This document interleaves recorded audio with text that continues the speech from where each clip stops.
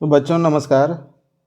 लीजिए कक्षा 12वीं के फिजिक्स में आज हम स्थिर विद्युत विभव और धारिता लेसन से स्थितिज ऊर्जा के लिए सूत्र प्राप्त करेंगे। और इससे पहले के वीडियो में हमने दो बिंदु आयसों की निकाय की स्थितिज ऊर्जा के लिए सूत्र प्राप्त किए थे, और आज हम तीन बिंदु आयसों की निकाय की स्थितिज ऊर्जा के लिए सूत्र की स्थापना करेंगे या व्यंजक प्राप्त करेंगे। तो बच्चों परिकल्पना वही है कि माना तीन बिंदु आवेश Q1, Q2, Q3 क्रमशः ए, बी और सी पर स्थित हैं, ए, बी, सी। लेकिन इसके पूर्व ये कहाँ पर स्थित है? ये थे अनंत पर थे, जिनको हमने यहाँ पर अनंत से ए पर एक को लाया, Q1 को ए पर लाए, Q2 को बी पर लाए और Q3 को सी पर लाए। यानी माना प्रारंभ में ये तीनों आवेश कहाँ पर थे? अनंत पर स्थित थे। तो बच्चों यहाँ पर हम ये देखेंगे Q1, Q2, Q3 को, अतः Q1, Q2, Q3 को अनंत से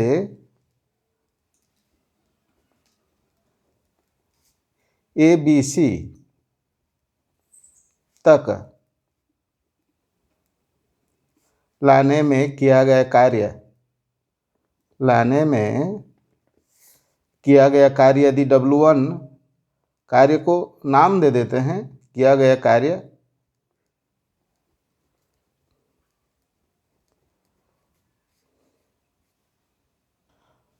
तो बच्चों यहाँ पर Q1, Q2, Q3 को अनंत से ABC तक लाने में किया गया कार्य यदि W1, W2 और W3 हो, तो तीनों आवेशों को उनकी स्थितियों तक लाने में किया गया कुल कार्य, यानी तीनों आवेश पहले कहाँ पर थे? अनंत पर थे। तो पहले सबसे पहले हम Q1 को लाएंगे और उसके लिए हम कार्य देखेंगे कि कितना कार्य करना पड़ेगा, और उसके बाद Q2 को लाएंगे, उसके बाद Q3 को लाएंगे। और आप जानते हैं जब प्रथम बार हम इसको Q1 को लाएंगे तो यहाँ पर ये दोनों स्थित नहीं हैं, तब यहाँ पर कोई आपका विद्युत क्षेत्र नहीं है, इसलिए Q1 को लाने में आपको W1 बराबर कोई कार्य नहीं करना पड़ेगा, यानी W1 जीरो ही रखोगे। तो जैसे कि हम दो बिंदु आयसों की निकाय के लिए सूत्र की प्राप्ति किए थे, यहाँ पर भी हम वही करेंगे। तो सबसे पहले हम ले लेते हैं Q1 को अनंत से ए तक लाने में किया गया कार्य। अब Q1 आवेश को अनंत से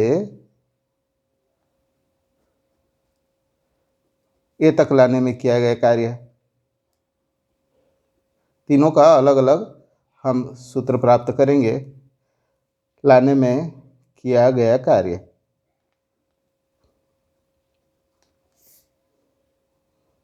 क्योंकि यहाँ पर पहले कोई और आवेश नहीं है, तो इसलिए क्या होगा, यहाँ पर कोई आवेश का अस्तित्व तो नहीं है, इसलिए W1 बराबर जीरो होगा। यानी तब जो है कोई अस्तित्व नहीं है, ये दोनों यहाँ पर नहीं है, तो अकेले आवेश को आप लाओगे तो आपको कोई कार्य करना नहीं पड़ेगा, या हमको कोई कार्य करना नहीं पड़ेगा, क्योंकि यहाँ पर विद्युत क्षेत्र है नहीं। अब हम आ जाते हैं इसी तरह से दूसरे आवेश को अब लाएंगे, यानी Q2 को अब B पर लाएंगे अनंत से, तब अब हमारा Q1 आ चुका है यहाँ पर, और इसके कारण यहाँ पर विद्युत क्षेत्र है।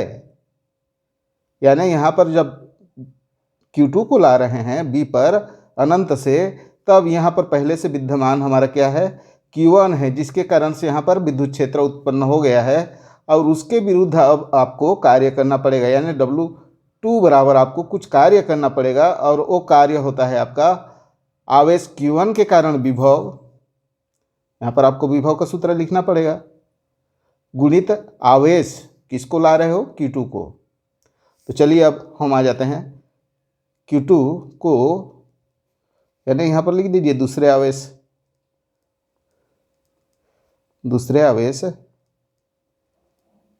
Q2 को अनंत से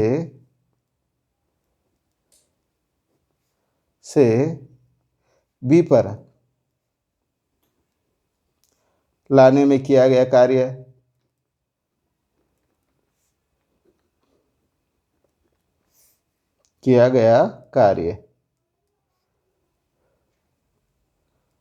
बच्चों यहाँ पर इसको क्या नाम देंगे? W2। और W2 बराबर आपका होगा आवेश Q1 के कारण, यानी यहाँ पर पहले से है, इसके कारण क्या विभव है उसका सूत्र रखोगे, गुणित आप वहाँ पर करोगे Q2, यानी Q1 के कारण विभव, Q1 आवेश के कारण विभव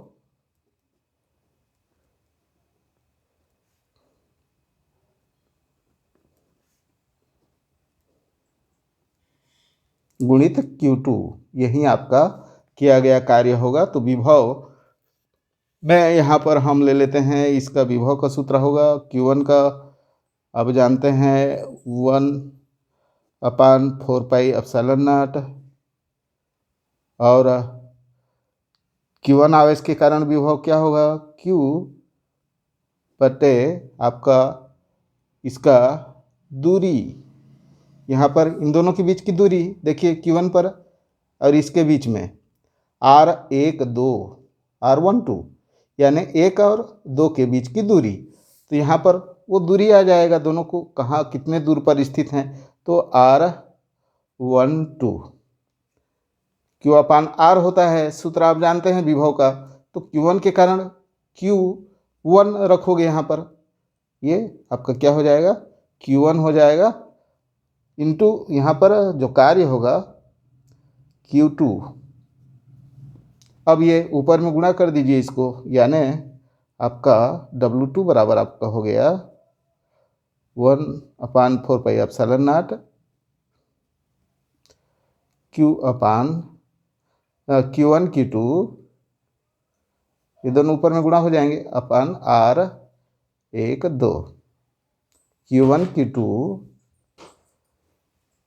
अपन R12। तो ये बच्चों हमारा ये हो गया समीकरण। इसमें W2 का मान चाहो तो आप 1-2 कर सकते हो, नहीं तो आवश्यकता नहीं है। अब आ जाते हैं हम यहाँ पर, अब ये दोनों आवेश अपने जगह पर आ चुके हैं, अपनी स्थितियों पर आ चुके हैं, और हमको निकाय 3 बिंदु आवेश के निकाय की रचना करनी है। तो हमको जो कार्य करना पड़ेगा, W2 का आप निकाल चुके हैं। अब यहाँ पर हम लिखते हैं Q3 आवेश को अब अनंत से C पर लाएंगे, अनंत से कहीं पर है उसको C तक लाना है आपको Q3 आवेश को। तो यहाँ पर अब 2 आवेश स्थित हैं, सूत्र वही होगा आपका, दोनों आवेश का विभव को लिखोगे, क्योंकि यहाँ पर अब जो है इन दोनों का विद्युत क्षेत्र स्थित है और इन दोनों का यहाँ पर विभव है। तो यहाँ पर आप देखते हैं अब Q3 को, इसी तरह Q3 को,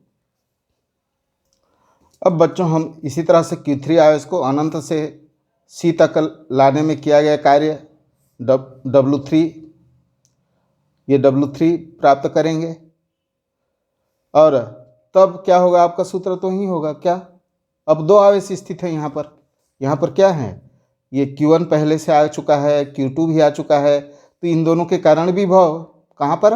C पर, आपको C पर लाना है, Q3 को C पर लाना है। तो यहाँ पर इन दोनों के कारण विभव को लिखोगे, तो यहाँ पर हम यहाँ गुणित Q3 करोगे, Q1 और Q2 के कारण C पर विभव गुणित Q3।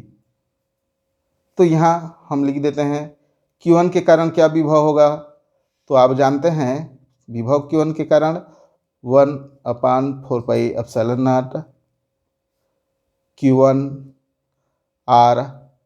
अब किसके साथ दूरी को तुलना करोगे भाई, यहाँ से ये इसके कारण 1-3, यहाँ पर आप क्या लिखोगे, ये यहाँ पर है, इन दोनों के बीच Q1 के कारण इन दोनों को आप लोगे, इस दूरी को लोगे ना, ये क्या है R13 है, और Q2 के कारण R23 होगा।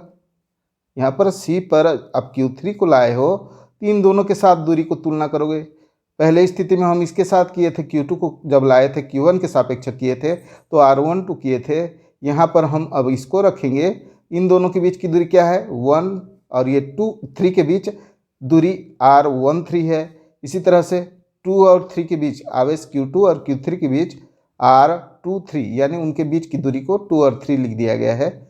आप इसको देख करके समझ सकते हैं कि ये और आपका Q2 और Q3 के बीच की दूरी है, यानी 2 और 3, यहाँ पर 1 और 3। तो यहाँ पर इसी को लिखा गया है R आपका 13, यानी 1 और 3 के बीच दूरी, प्लस Q2 के कारण जो विभव है 1/4πε0 Q2 अपान R23। अब यहाँ किससे गुणा करोगे? Q3 से, इंटू Q3, यानी 1 और 2 के कारण विभव गुणित Q3। अब यहाँ पर हम इसको अंदर में दोनों के साथ गुणा करेंगे, ये बाहर में है, अंदर में दोनों के साथ गुणा होगा, तो इसको हम लिख लेते हैं, यानी 1/4πε0 Q1 Q3 R13, ये Q3 को इसके साथ गुणा किए और Q3 को Q2 के साथ गुणा करेंगे, प्लस 1/4πε0 Q2 Q3 अपान R23। ये हमारा हो गया W3।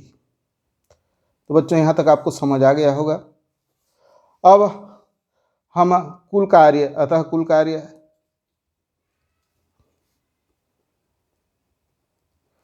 कार्य सूत्र पहले लिख चुके हैं।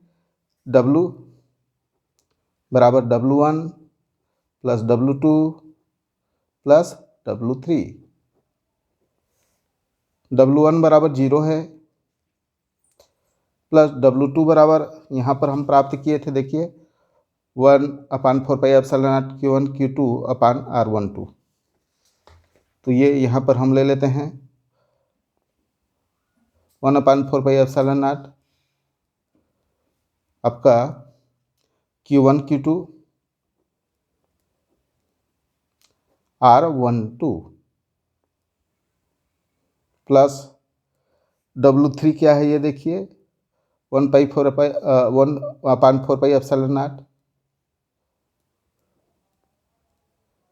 Q1 Q3 R13।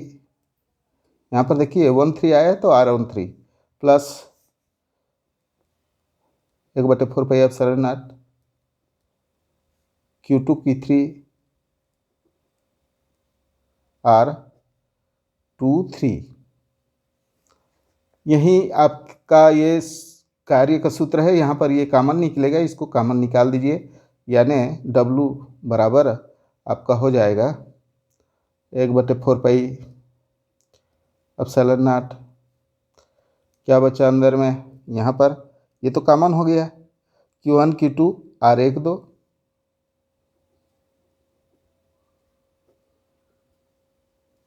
प्लस यहाँ पर क्या बचा? Q1 Q3 R13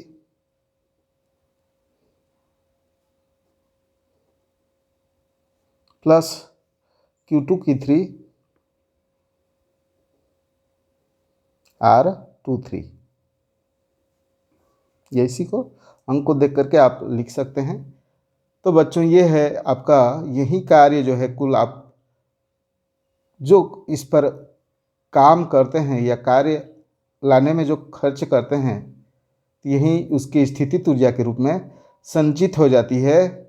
यानी तीनों बिंदु आयसों के कारण निकाय की स्थितिज ऊर्जा U बराबर यही होगा आपका 1/4πε0 Q1 Q2, इसी को आप लिख देंगे R12 plus Q1 Q3 R13 plus Q2 Q3 R23। जो हम उसको लाने में कार्य करते हैं वही उसके स्थितिज ऊर्जा के रूप में संचित हो जाती है, उसी को लिख देते हैं U। तो बच्चों, मैं आशा करता हूँ आपको समझ आया होगा, और नए हो तो कृपया सब्सक्राइब कर लीजिए और शेयर भी कर दीजिए। यही आपसे कामना है। तो धन्यवाद।